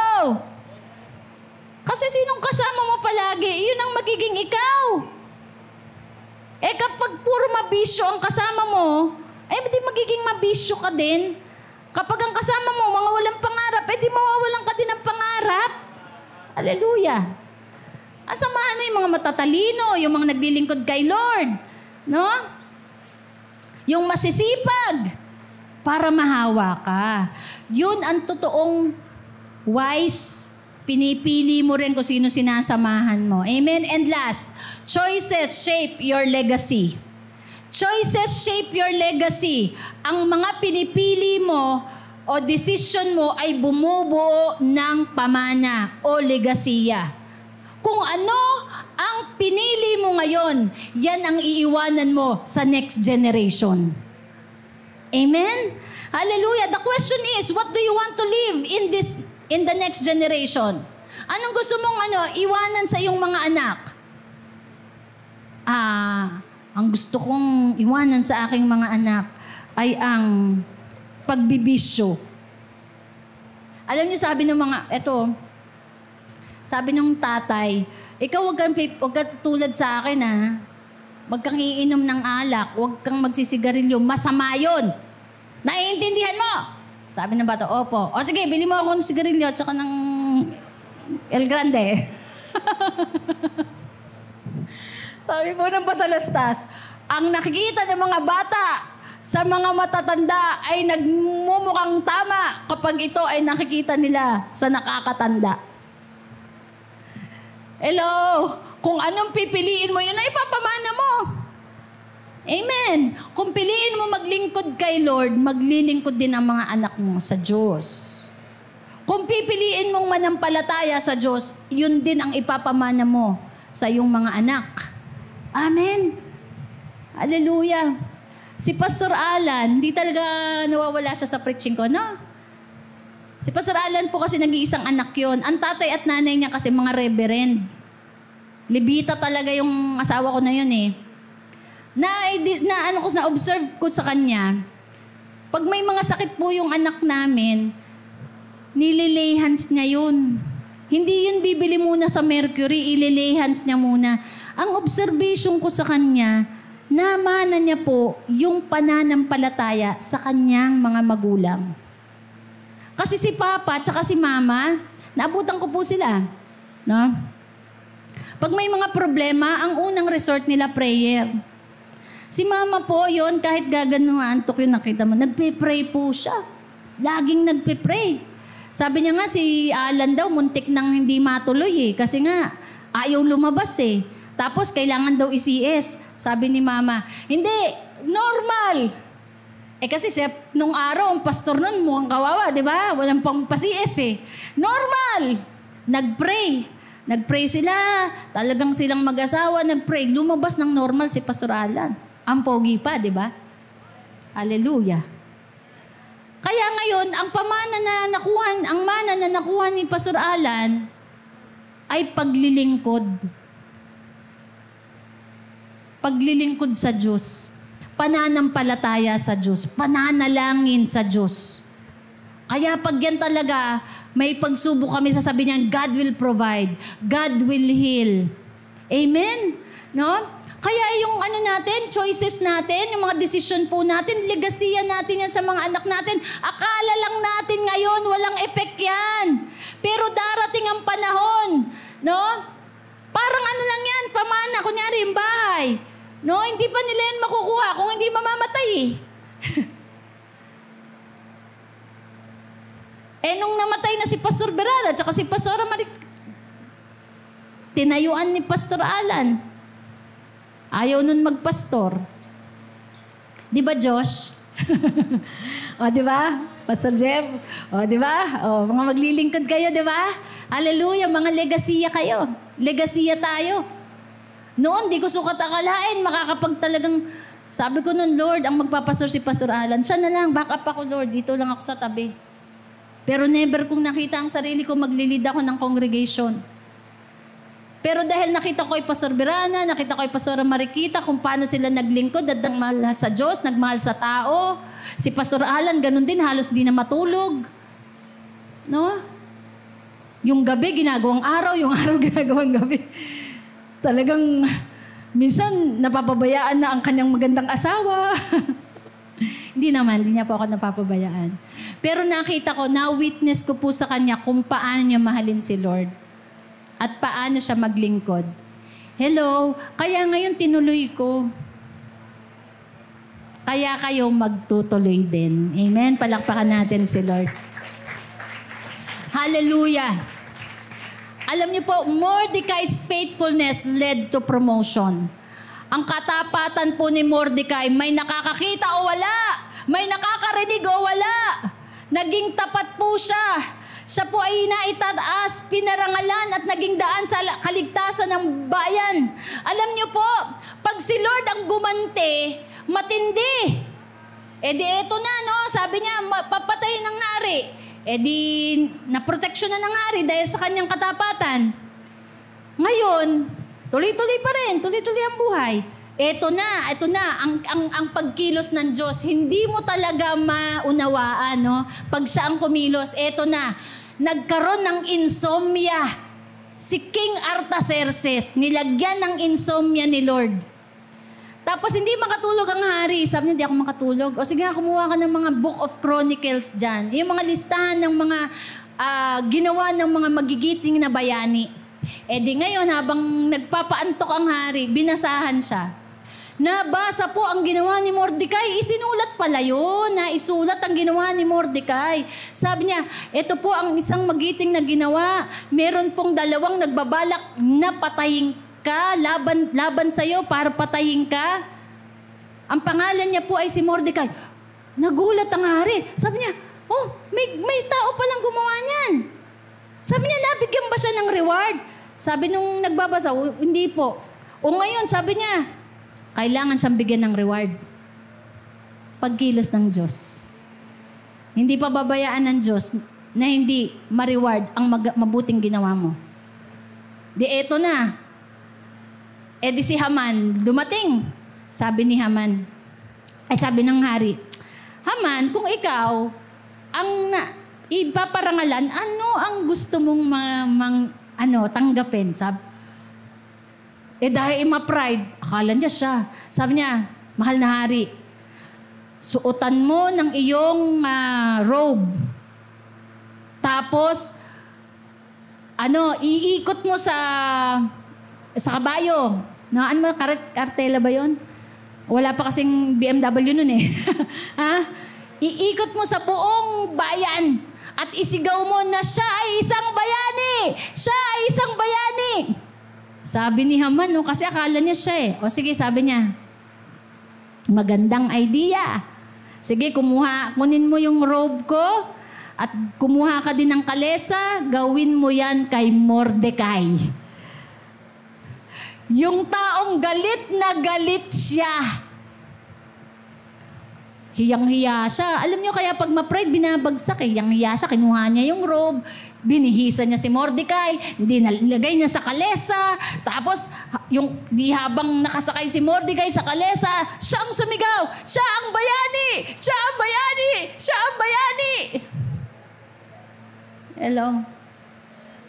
Kaya pag ang Diyos ang gumanti sa mga bagay na hindi nakita, hindi narinig, hindi na-acknowledge ng tao, ang Diyos ang gaganti, ipopromote ka niya.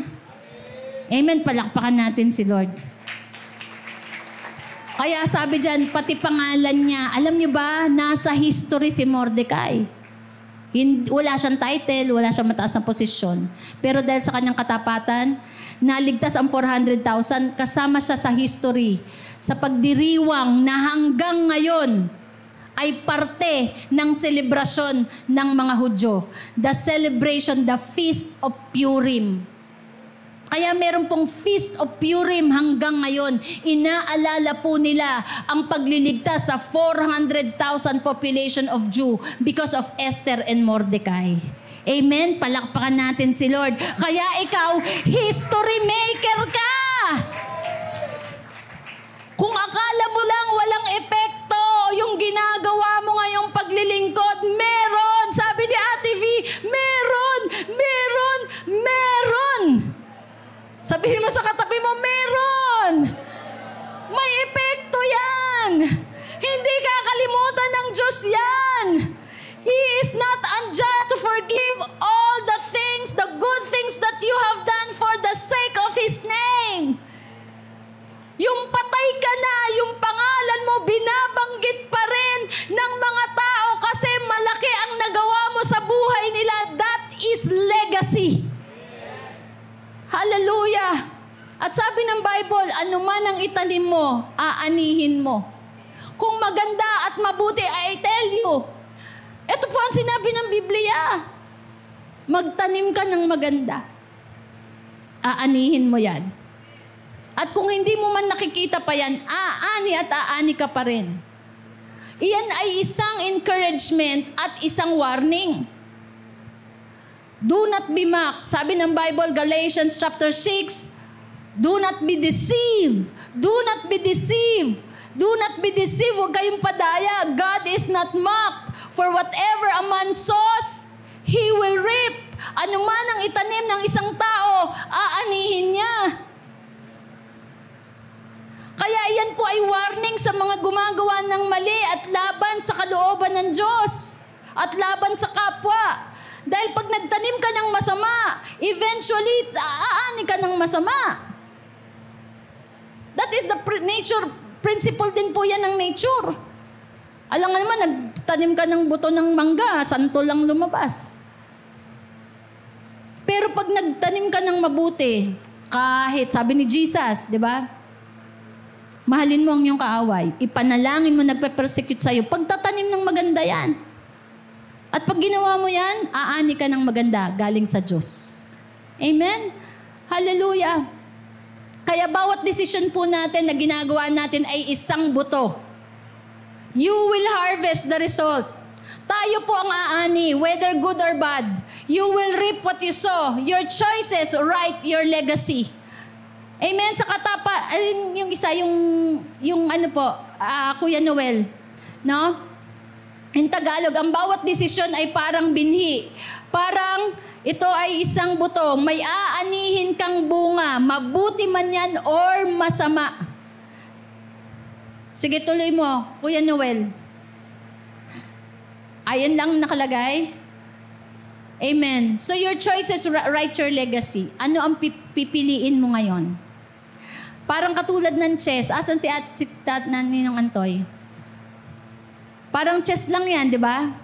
Every move you make, one wrong move can cost the whole game.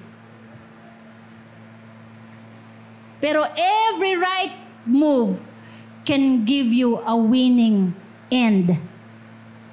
Amen? Kaya anong pipiliin mo ngayon?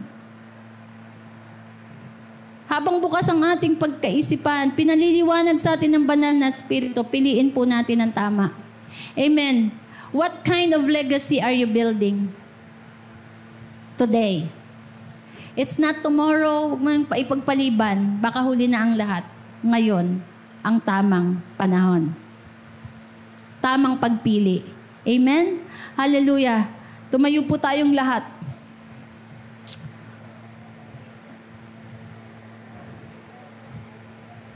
Ano ang maaalala sa'yo ng iyong mga anak? Hallelujah. Anong gusto mong alalahanin sa'yo ng iyong mga anak? I encourage you, kung ikaw ay magulang, nanay ka, tatay ka, anong gustong maalala sa'yo ng iyong mga anak? Yung iyong bang buhay na nananalangin, nananampalataya, naglilingkod? Yung sasabihin nila, gusto kong maging katulad ng tatay ko. Gusto kong maging katulad ng nanay ko. Hindi dahil perpekto ka, kundi dahil pinili mo ang Diyos. Nalala ko po si Samuel Josh, yung anak namin. Meron siyang pinost sa Facebook nung nanalo ata siya sa banda. Sabi niya, "This is for the glory of God." Tapos nagpasalamat siya, sabi niya, "Salamat po mami sa suporta." At in-address niya din sa daddy niya. Sabi niya, "Para sa daddy ko, na gusto kong tularan." That is legacy. Amen? You know, we can leave a legacy and a great impact to this generation with only if you believe in Jesus. Hindi po tayo makakapag-iwan ng magandang legacy at eternal impact kung wala ang Diyos. Magsimula tayo sa Panginoon. At kung ikaw naglilingkod ka na sa Panginoon, ipagpatuloy mo, hindi mawawala ng kabuluhan ang iyong paglilingkod. Sabi ng Biblia, your labor in the Lord is not in vain. Amen? 200, 2 legasiya. Kay Mordecai o kay Haman. It's your choice. It's your choice. Hallelujah. Kahit binabagyo ka na, kahit binabato ka na ngayon, manindigan ka. Amen ba? Hallelujah. Hallelujah. Tayo po'y manalangin. Isang panalangin ng pagkukomit kay Lord.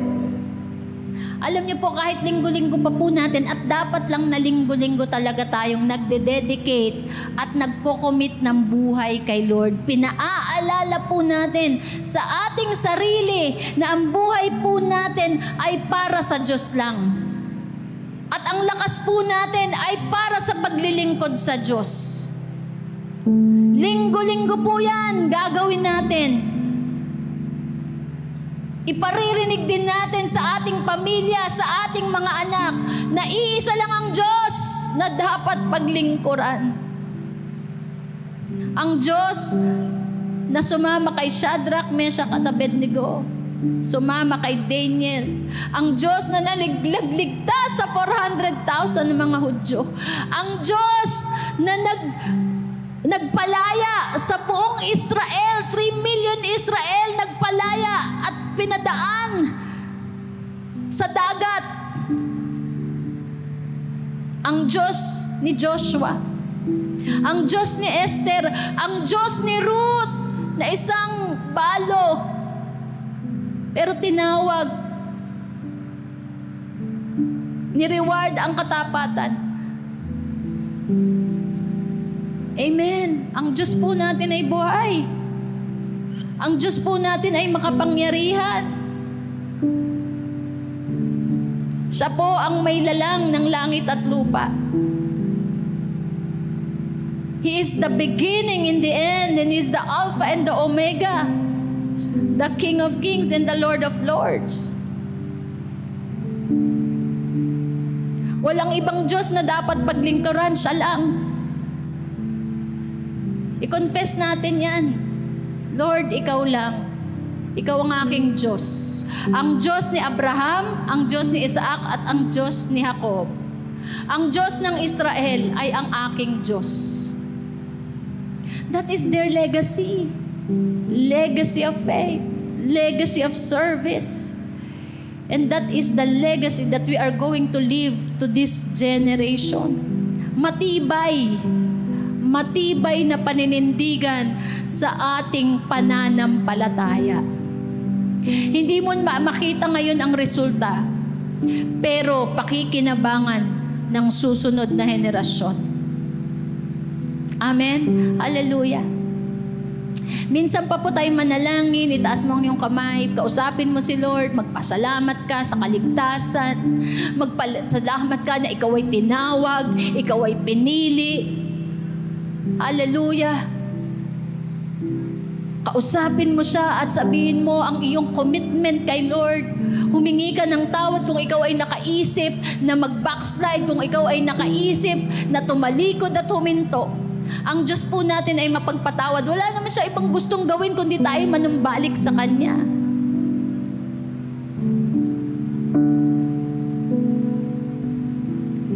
Lord, as for me and my house, we will serve the Lord. Ako at ang aking pamilya ay maglilingkod sa iyo. Walang ibang Diyos. Ikaw lang. Ikaw lang. Ikaw at ikaw lang. Diyos na buhay. Hallelujah.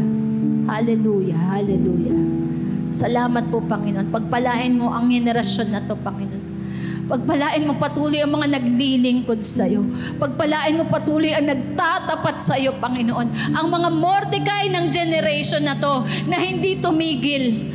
Ang Mordecai na hindi kinailangan ng titulo o posisyon pero patuloy na nagtatapat. Ang Mordecai na kahit nasa tabi lang at hindi na-acknowledge, Lord, may parte at may cooperation, Panginoon. May participation sa buhay ng ibang tao. Pagpalain mo ang mga Mordecai ng Jagiya. I tell you, your labor in the Lord is not in vain. Amen? Hallelujah.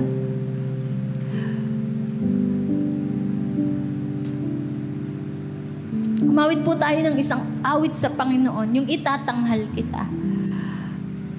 Wala tayong ibang itatanghal dito kundi pangalan ni Jesus. Tama? Walang ibang pangalan na makikilala.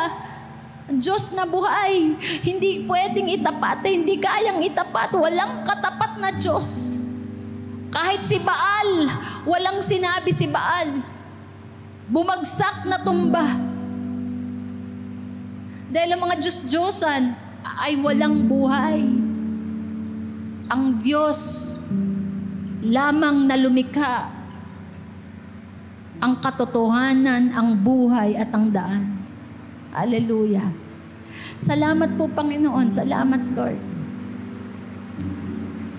Sabihin mo, Lord, I will be the Mordecai of this generation. I will be a Mordecai to my children. Yung mga magulang po na nandito, may mga anak kayo, maging Mordecai kayo sa anak nyo. Kayo po ang magre-raise ng mga reyna at hari. Kayo magre-raise ng mga mayor. Kayo magre-raise ng mga presidente. Hindi po natin iaasa sa mga teachers lang, ng eskwelahan, ng pastor, sa mga ibang leaders. Tayo mismong mga magulang ang magre-raise up sa ating mga anak para magkaroon ng pananampalataya sa Diyos at maglingkod, magmahal sa Diyos sa pamamagitan ng ating example. Na hindi tayo bumibigay kahit may pagsubok. Mahal pa rin natin si Lord. Hallelujah. I will be a Mordecai to my children. I will be a Mordecai to the modern Esther. Marami pong ulila. Maraming kabataan nangangailangan ng kalinga. Maraming kabataan ulila.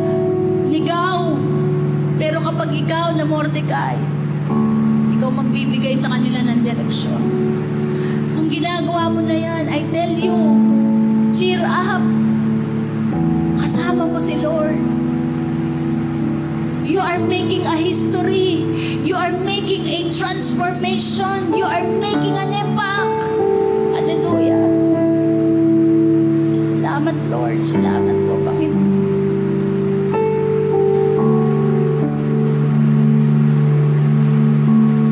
Sige po, sambahin natin ang Panginoon.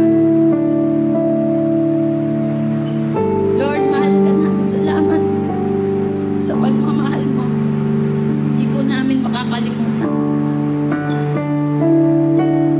Habang may hininga, ikaw ang aming Diyos.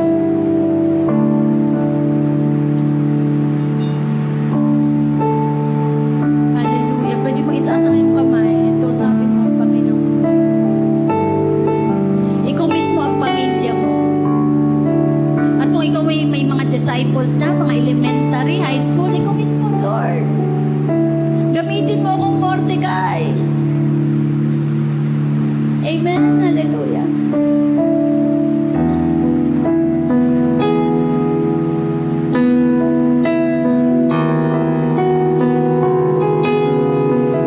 Thank you, Lord. Thank you, Lord. Thank you, Lord. Thank you, Lord.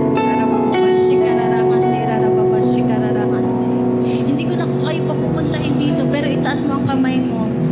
Kung nais mo at naunawaan mo, ang buhay mo ay para sa paglilingkod sa Diyos. Itaas mo na ang kamay mo, Lord. Narito po ang buhay ko. Legasiya ng generation na ito. Tanggapin mo, Panginoon, ang buhay ko. Sa'yo ng pagsamba, buong lakas, itatangal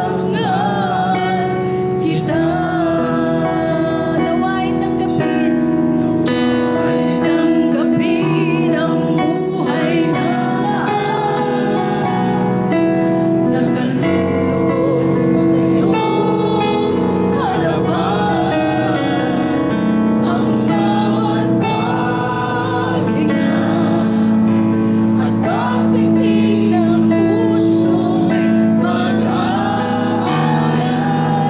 sa iyo ng pagsamba. Buong lakas, Hallelujah! Naman lahat ng mga gustong maglingkod. Hallelujah! Gustong ialay ang kanyang buhay para sa paglilingkod sa Diyos. Paglilingkod sa mga tao at sa generation na to. Sige, itaas mo ang iyong kamay sa Panginoon. Hindi nasasayang ang iyong lakas. Hallelujah! At pagpitig ng puso, Mag-aalay sa iyo ng pagsamba. Buong lakas. Hallelujah! Lord, tanggapin mo ang buhay. nawa'y tanggapin ang buhay na Nakalulugod sa iyong harapan. Ang bawat paghinga at pagbitig ng puso'y Hallelujah! sa iyo ng pagsamba. Buong lakas, Hallelujah, come on! Isigaw natin ang ating pag-aalay ng buhay sa Diyos. Panginoon, ang lakas, ang buhay, isip, puso, kaluluwa ay para sa iyo, Panginoon. Ang bawat paghinga at pagpitig ng puso'y nag-aalay sa iyo ng pagsamba. Buong lakas, itatanghal kita. For the last time, ang lahat ng nagmamahal sa Diyos, nawa ay tanggapin ang buhay na laan. Nakalulugod sa iyong harapan. Ang bawat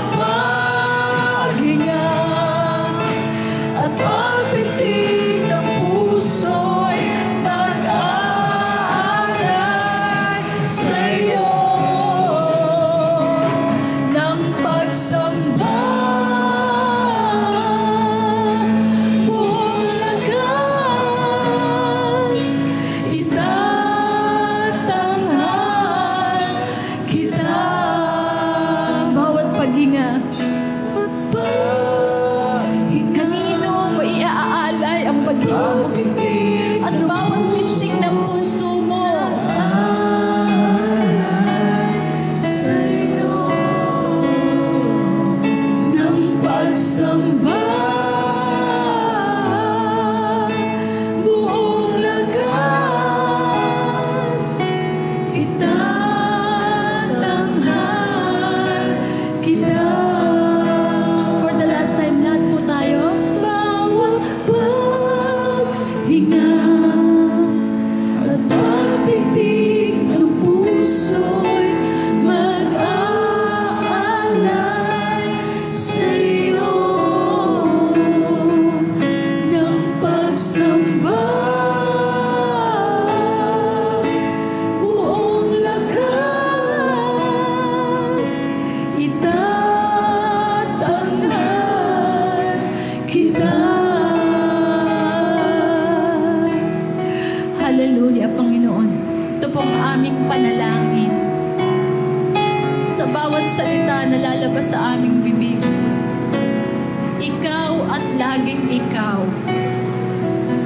Ikaw ang dahilan kung bakit po kami narito. Ikaw ang dahilan kung bakit po kami may pagpapala.